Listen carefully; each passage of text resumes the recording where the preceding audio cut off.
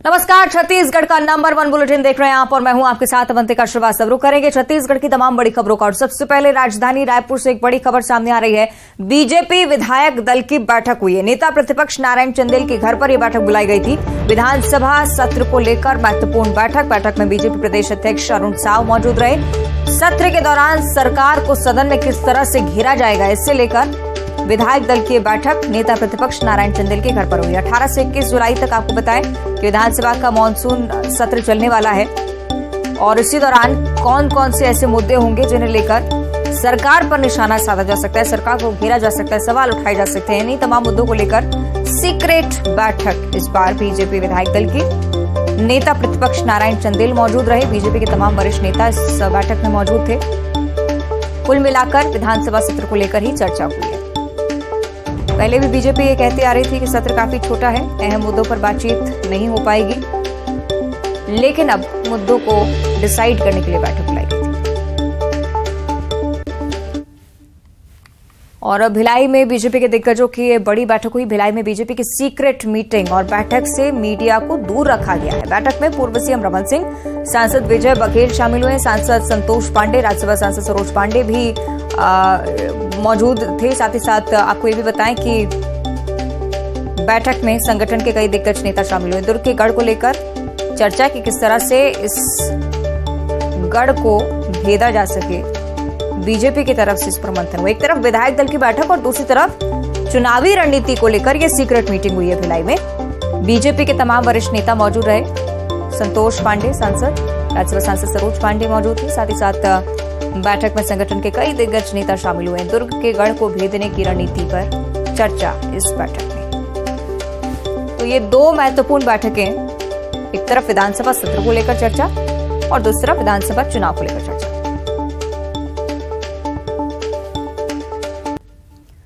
चलिए और विस्तार से हम चर्चा करेंगे कि क्या कुछ इस बैठक में हुआ है, इसे लेकर क्या कुछ जानकारी सामने है। हम समझ लेते हमारे दो सहयोगी युगल तिवारी रायपुर से हमारे साथ जुड़े हुए, मिथिलेश ठाकुर हैं दुर्ग से हमें रिपोर्ट कर रहे हैं। युगल, सबसे पहले आपकी ओर में रुक करना चाहूंगी। विधायक दल की बैठक हुई है, विधानसभा सत्र को लेकर मंथन, कौन सी बड़ी बातें सामने आई हैं?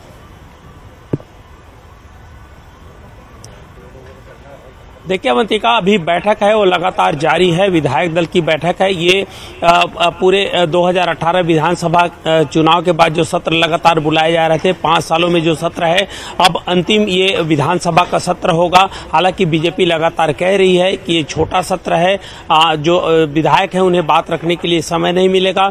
सबसे बड़ी बात यही है कि ये अंतिम सत्र है और इसमें राज्य सरकार को घेरने के लिए बीजेपी एक बड़ी रणनीति बना रही है। यहाँ पर अजय जामवाल है जो महामंत्री हैं, वो भी यहाँ पर मौजूद हैं। पवन साय भी मौजूद हैं। पूर्व मुख्यमंत्री डॉक्टर रमन सिंह हैं। तमाम जो विधायक हैं वो मौजूद है और नारायण चंदेल जो नेता प्रतिपक्ष है, उनके बंगले पर, उनके निवास पर ये बैठक है विधायक दल की, वो यहाँ पर चल रही है। रायशुमारी की जा रही है और राज्य सरकार को घेरने के लिए तो संभावित है कि जो पीएससी का मुद्दा जिसको लेकर के बीजेपी सदन से सड़क तक लड़ाई लड़ने की रणनीति है वो बनाई जा सकती है। इसके अलावा राज्य सरकार के खिलाफ अविश्वास प्रस्ताव को लेकर के भी रणनीति बन सकती है। कई ऐसे मुद्दे हैं, बीजेपी लगातार भ्रष्टाचार के मुद्दे हैं उसको लगातार उठाते रही है, तो वो भी मुद्दा हो सकता है, उस पर भी चर्चा हो सकता है।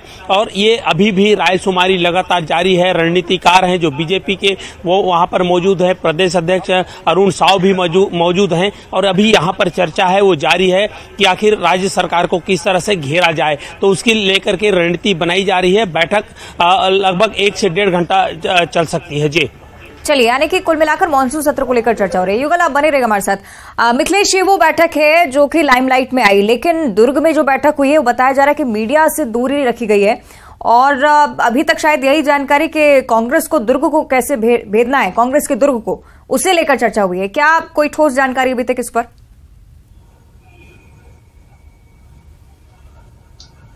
देखिए, बताना चाहूंगा कि आज जो है विधायक विद्यारतन भसीन जो दिवंगत अभी हुए हैं, उनकी श्रद्धांजलि सभा का आयोजन किया गया था। इसमें शामिल होने के लिए पूर्व मुख्यमंत्री डॉक्टर रमन सिंह सहित संगठन के तमाम जो बड़े नेता हैं वे यहाँ पर पहुंचे हुए थे। उन लोगों ने श्रद्धांजलि दी। इसके बाद में सूत्रों से पता चला है कि इनकी एक अहम बैठक आयोजित हुई थी जिसमें बीजेपी के नेता और संघ के भी कई लोग शामिल थे।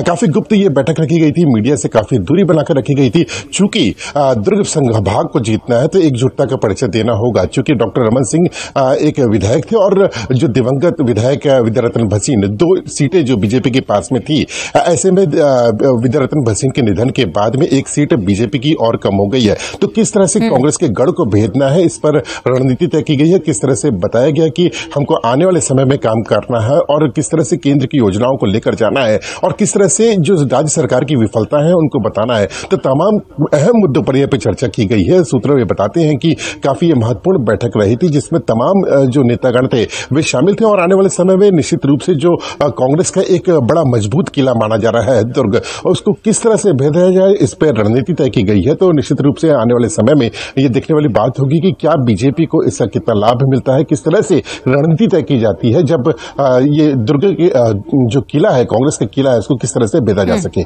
जी ठीक है, चलिए देखना होगा आगे किस तरह का फर्क रणनीति में देखने को मिलता है। बहुत शुक्रिया आपका मितेश युगल, आपका भी बहुत बहुत धन्यवाद।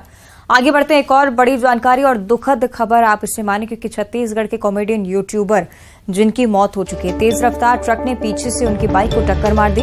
यूट्यूबर देवराज पटेल की सड़क दुर्घटना में जान जा चुकी है। लाभांडी के पास सड़क हादसे में उनकी जान चली गई है। तेलीबांधा थाना क्षेत्र की पूरी घटना। यूट्यूब पर 4 लाख से ज्यादा फॉलोअर्स उनके हैं। महासमुंद के रहने वाले देवराज पटेल जिनकी सड़क दुर्घटना में जान जा चुकी है। सीएम भूपेश बघेल ने भी खुद ट्वीट कर इस दुखद घटना पर दुख व्यक्त किया है। सीएम का एक ट्वीट भी हम आपको दिखा रहे हैं। साथ ही साथ देवलाल जो अब हमारे बीच नहीं रहे हैं, सड़क दुर्घटना के चलते देवराज पटेल की जान चली गई। हेलो दोस्तों, यार छत्तीसगढ़ में 2 ही लोग फेमस हैं, एक मैं और एक मोर काका। और काका सब बने लेकिन एक था सवाल पूछो काका। ते टीवी ज्यादा लाइफ में एकदम स्मार्ट दिखता काका। हेलो दोस्तों, यार छत्तीसगढ़ में 2 ही लोग फेमस हैं, एक मैं और एक मोर काका। और काका सब बने लेकिन एक था सवाल पूछो काका। ते टीवी ज्यादा लाइफ में एकदम स्मार्ट दिखता काका। हेलो दोस्तों, और चलिए बात करेंगे बिलासपुर से मिल रही बड़ी खबर की, जहां यूथ कांग्रेस के जिलाध्यक्ष को जेल भेजा जा चुका है। शेरू असलम को जेल भेजा गया है। किसान को धमकाने का आरोप लग रहा था। वीडियो लगातार इनकी वायरल हो रही थी और फौरन पुलिस ने इस वायरल वीडियो पर कार्रवाई अब की है। पीड़ित उमेंद्र साहू की शिकायत दर्ज हुई उनकी तरफ से और उसके बाद ये वीडियो भी हम आपको दिखा रहे हैं जो कि वायरल हो रहा था।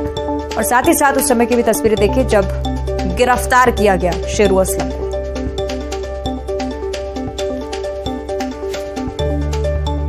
यूथ कांग्रेस के जिलाध्यक्ष को जेल भेजा जा चुका है। पुलिस की तरफ से ठोस कार्रवाई, पीड़ित की तरफ से शिकायत दर्ज करवाई गई थी।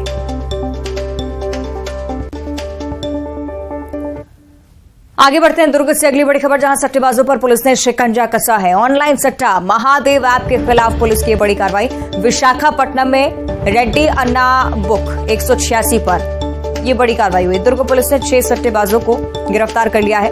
लैपटॉप, मोबाइल, एटीएम सहित चेकबुक भी जब्त हो चुकी है इनके हवाले से। महादेव बुक से मोबाइल नंबरों का खुलासा हुआ है। जांच में कई और बड़े खुलासे हो सकते हैं, इस बारे में भी आशंका। विशाखापट्टनम में रेड्डी अन्ना बुक 186 नाम से जो ब्रांच थी उसे भी ध्वस्त किया गया है। 6 आरोपी कुल मिलाकर गिरफ्त में आए।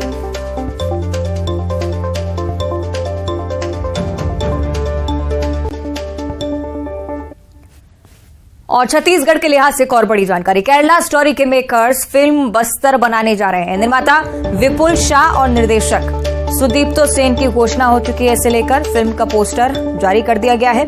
पोस्टर में लिखा है, छिपा हुआ सच तूफान लाएगा। केरला स्टोरी के मेकर्स अब बस्तर को लेकर फिल्म बनाने वाले हैं। केरला स्टोरी जिसमें धर्मांतरण का कुचक्र किस तरह से चलता है, हालांकि बहुत सियासत भी इस फिल्म पर हुई, लेकिन अब छत्तीसगढ़ के बस्तर पर यह फिल्म आधारित है। मुंगेली से अगली बड़ी खबर, जहां प्रेमी जोड़े ने आत्महत्या की है। फांसी के फंदे पर प्रेमी जोड़े की लाश पाई गई। घर वालों ने शादी से रोका था तो ये घातक कदम उठाया। लालपुर पुलिस मौके पर पहुंची है। पुलिस मामले की जांच में ही लगातार जुटी हुई है। ये बताया जा रहा है कि प्रेम प्रसंग से जुड़ा हुआ पूरा मामला, लेकिन घर वाले शादी से इनकार कर रहे थे। इसी वजह से दोनों ने फांसी लगाकर आत्महत्या कर ली।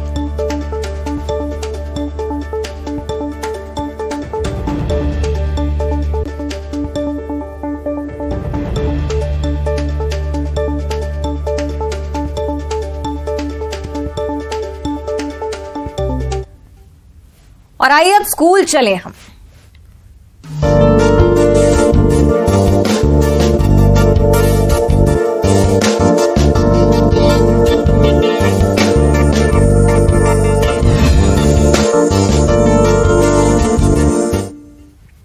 तो छत्तीसगढ़ में आज से शैक्षणिक सत्र का आगाज हो चुका है। प्रदेश के स्कूलों में शाला प्रवेश उत्सव आज मनाया गया। शाला प्रवेश उत्सव के मौके पर मुख्यमंत्री रायपुर के JN पांडे स्कूल पहुंचे। मां सरस्वती की पूजा कर शाला प्रवेशोत्सव सत्र 2023-24 का शुभारंभ किया। इसके साथ ही सीएम भूपेश बघेल ने नए शिक्षा सत्र के शुभारंभ और शाला प्रवेशोत्सव की बधाइयां भी दी हैं बच्चों को। इस मौके पर सीएम भूपेश बघेल ने JN पांडे स्कूल के रेनोवेशन के लिए 5 करोड़ रुपए देने की भी घोषणा की है। सीएम ने JN पांडे स्कूल को स्वामी आत्मानंद स्कूल बनाने की भी घोषणा की।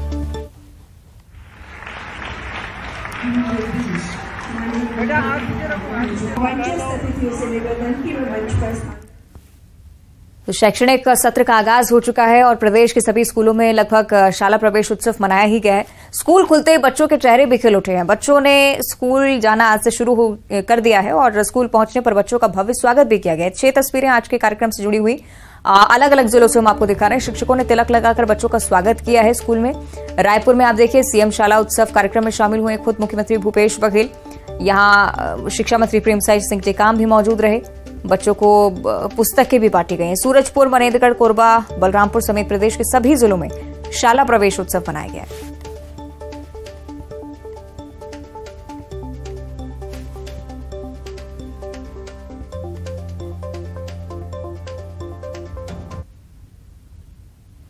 और 2 अलग अलग और तस्वीरें हम आपको दिखाएं जहां जगदलपुर और अंबिकापुर के ये दृश्य आप देख रहे हैं जिसमें शाला प्रवेश उत्सव मनाया गया। यानी कि कुल मिलाकर छत्तीसगढ़ के अलग अलग जिलों में इसी तरह की तस्वीरें आज देखने को मिली। जगदलपुर और अंबिकापुर में भी बच्चों को किताबें बांटी गई। पहला दिन आज स्कूल का, तिलक लगाकर बच्चों का अभिनंदन। आज पूरे छत्तीसगढ़ में शाला प्रवेश उत्सव का आयोजन भीषण गर्मी को देखते हुए 16 जून की तारीख को बढ़ाकर 26 जून किया गया और सुखद संयोग अच्छी बारिश भी हुई है। मौसम बहुत बढ़िया हो गया है। तो एक तरफ किसान अपने खेतों में जाएंगे तो दूसरी तरफ बच्चे स्कूल जाएंगे और उसी के साथ साथ स्कूल में कापी पुस्तक और बस्ता और साइकिल सब वितरण का कार्यक्रम भी प्रारंभ हो गया है।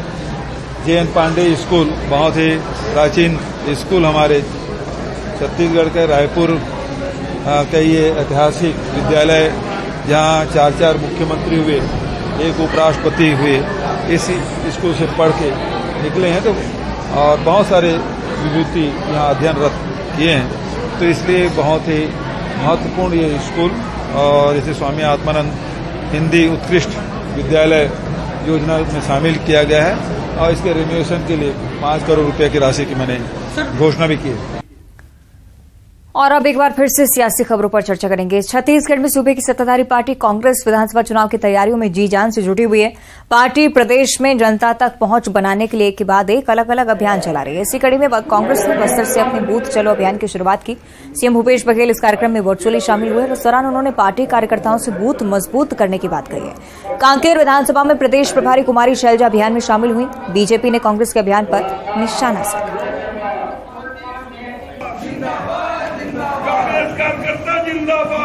बूथ सबसे महत्वपूर्ण होता है और बूथ के माध्यम से ही हमारे जो कार्यकर्ता हैं उसके बदौलत ही चुनाव लड़ा जाता है। तो कांग्रेस के सभी वरिष्ठ नेता बूथ चलो अभियान में शामिल हुए हैं। बस्तर संभाग में इसकी शुरुआत हुई और पूरे प्रदेश में किया जाएगा। बस्तर से ही हो रही हर अभियान की क्या वजह है? संभागीय सम्मेलन बस्तर से शुरू हुआ? नहीं, संभागीय सम्मेलन जरूर हुआ है लेकिन उसके पहले आप देखेंगे और बहुत सारे कार्यक्रम हैं। वो अन्य जगहों में भी इसकी शुरुआत हुई है। तो बस्तर में चूंकि बारिश पहले हो जाती है तो इस कारण से पहले थोड़ा तेजी से करो वहाँ, उसके बाद फिर दूसरे जगहों में।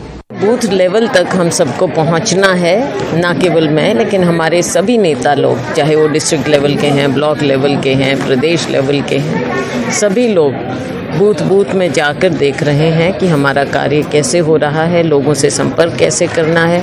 इसकी अभी कमेटियां बन रही हैं, हमारी समितियां। उसके बाद सबका प्रशिक्षण भी होगा और घर घर जाकर हमारे लोगों से बातचीत करेंगे, कर भी रहे हैं। आगे और इसकी गति बढ़ेगी ताकि लोगों से सीधा संपर्क हमारी पार्टी कर रही है। आज से बूथ चलो अभियान शुरू हुआ है, तो अब तक कहाँ चल रहे थे लोग? दिल्ली चलो था इसके पहले। बूथ चलो के पहले कांग्रेस के नेताओं को दिल्ली चलो करना चाहिए। मोहन मरकाम जी की कुर्सी खतरे में है और कौन कौन तीसरे चौथी पंक्ति के नेता हैं उनके बीच में उठापटक है। तो अभी तो पहले वो अपने पाए मजबूत कर लेना। बूथ मजबूत है भाजपा का, उसके जाने से कुछ नहीं होगा। और अब दिखाएंगे खबरें छत्तीसगढ़ के मौसम से जुड़ी हुई।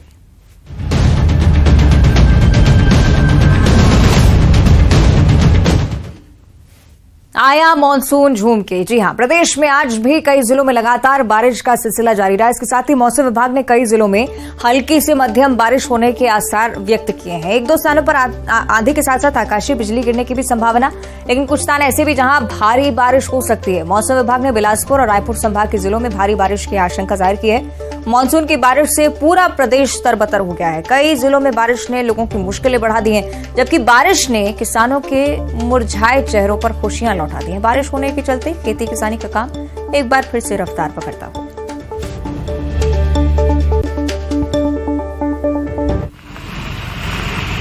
ये 5 तस्वीरें फिलहाल हम आपको दिखा रहे हैं जगदलपुर, रायपुर, बलौदाबाजार, कोंडागांव और गरियाबंद से, जहां जिले में एक साथ इतनी बारिश कि अचानक से पहली बारिश के बाद ही ऐसी स्थिति के सड़कें तालाब में तब्दील हो चुकी हैं। तस्वीरें आप देखिए, कितनी मशक्कत यहां पर लोगों को करनी पड़ रही है। हालांकि मौसम जरूर सुहाना हुआ है, भीषण गर्मी से राहत मिली है। किसानों के चेहरे भी खिल उठे हैं क्योंकि खेती किसानी के लिए बारिश काफी लाभदायक होती है। और बात करेंगे धमतरी की, जहां सड़कों पर हुए गड्ढों को लेकर युवाओं का गुस्सा फूट पड़ा। शहर से गुजर रहे NH30 के गड्ढों को लेकर युवाओं ने प्रदर्शन किया। इन्हीं गड्ढों में बेशर्म के पौधे रोपे गए। और इतना ही नहीं, गुस्साए युवाओं ने NHAI और PWD के खिलाफ जमकर नारेबाजी की। युवाओं का कहना है कि सड़कों पर गड्ढे हैं, बरसात का मौसम है और ऐसे में आने जाने वाले लोगों के लिए परेशानी और ज्यादा बढ़ सकती है।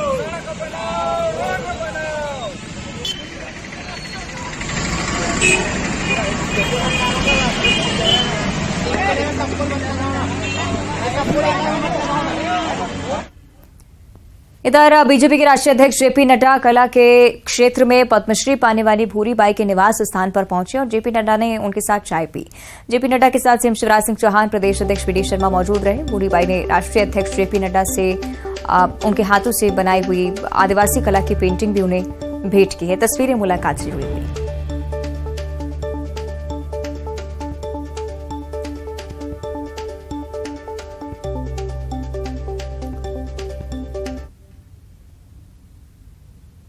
और अब 25 सेकंड में खबर।